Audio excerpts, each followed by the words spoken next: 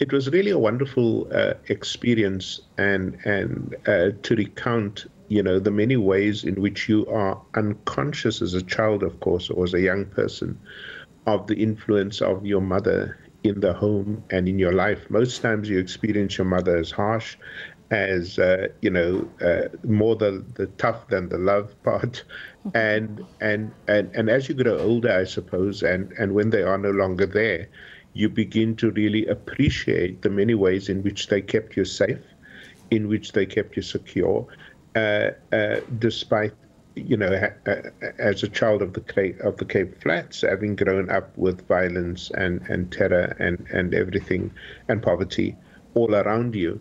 So the process was wonderfully uplifting in a way. And you sort of wish, like most kids do when they're grown up, that you had said certain things to your parents, or that you had not said other things that were hurtful, for the amazing way in which they raised their children in difficult circumstances. But let me say this, even though it is about my mother, obviously, the whole idea was to reflect a light on mothers everywhere who raise children in difficult circumstances. And she was a strict woman from the sounds of it, a religious woman, sometimes a difficult woman, a taskmaster in the home in many ways, in contrast to your father, who sounds like a bit more of a passive individual. What was it like being brought up in a home that was essentially matriarchal in the way it was run? Or that was my perception from reading it anyway. No, and I think that's the right concept. I mean, the first thing that it taught you in a very patriarchal society is that women are actually much more powerful than the social arrangements seem to suggest. So I was very lucky to grow up in a home of strong women, and not just my mother, her mother, my aunts, and so on and so forth. And that was in contradistinction, obviously, to the way they were forced to behave in the church or in this broader society, where the rules were of the game were stacked against them. And so I grew up with a very healthy respect for women, understanding, of course, the many ways in which women were suppressed, but also understanding that despite that, women were incredibly resilient and forceful, and made a big difference in how you turned out as children and as parents. Well, there was a real work ethic built into you and your siblings, cleaning the house on weekends, feeding the dog, cleaning the yard, making sure there were never dishes in the sink overnight, even if you were tired. How have you carried that ethic into your adult life? Well, first of all, in the way we raised our children. So, you know what it's like. You sort of really hate sometimes the things that your parents say to you, and the way they drive you, and the things they keep you away from, and so on. And then you realize unconsciously how you raise your own children with, for example, respect for other people, regardless of what they look like, where they come from, and how they believe. So it was a really wonderful way to see the intergenerational, carryover of the values and priorities and ethics of your parents. And for that, I'm very grateful. It's interesting, the modern definition of parental love versus that of previous generations. I mean, you write in this book, while parents like Sarah did not say, "I love you" at every turn or ever, this did not mean you were not loved. Quite the opposite. Love was what parents did for their children, not the words they used. Yeah, that was a strange thing, So you almost saw in your own life the generational shift. So today, and I blame, in a nice way, I blame Oprah Winfrey for this. So you see kids and you see grandchildren, and you tell them they loved all the time, and there's physical expressions of joy and all of that stuff, But my generation didn't grow up with that. You grew up, you knew your parents loved you, but they expressed that through the way in which they worked for you and the things they did, to make you successful. But they didn't use words in a way. And I think we sort of understood that. I have to say, though, that I like the present, that people can verbalize and say to their children, "We're proud of you, we love you, we care for you." But that's a shift. And by the way, very often their way of expressing love non-verbally, was simply because that was the way in which they were raised in turn by their parents, etc.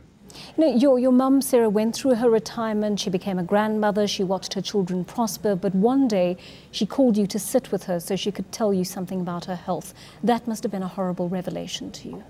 Oh, man, I tell you, it was the worst day of my entire life because, you know, first of all, you never engaged with your parents in emotional ways, you know, so there was never, you know, things were just done and said, and you went on with your life. And when my mother sat me down during a visit to Cape Town, so I was working in Pretoria, I think at the time, as a dean, and she says, you know, I have cancer, and then and there's nothing they can do about it. And then something she never did, you know, she just broke down and cried intensely for 30 seconds. And then she stopped. And then she said, tea, would you like some tea? And she never cried again, you know. And she carried that pain and that anxiety and that uncertainty to the day that she died. And as I said in the book, you know, it is really wonderful to not only have a mother who taught you how to live, but also taught you how to die, and that was wonderful. You say towards the beginning of this book, you're haunted by the question when you see women on the Cape Flats who've made sacrifices, whose children have been successful despite their limitations, that you don't know how they did it. Have you come to a conclusion, having been through this process of writing this book with your sister? Absolutely. And so the one thing I realized is that what your parents did to keep you safe, first of all, from outside pressures, but also from yourself, is they spun a web of influence around you. And one of those, in my parents' case, was the church. But I have seen exactly the same thing with my Muslim friends, etc., that you make sure that your children are inducted into a life of faith fairly early on.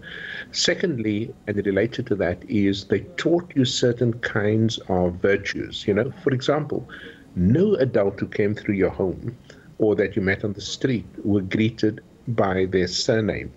They were always uncle this or auntie that, even though they had no blood relation to you.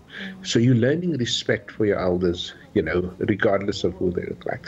Thirdly, the notion that nothing is free, that you work for what you want, that you appreciate, you know, the value of work. One of them said one day, "Werk maak jou salig." It's a beautiful Afrikaans expression.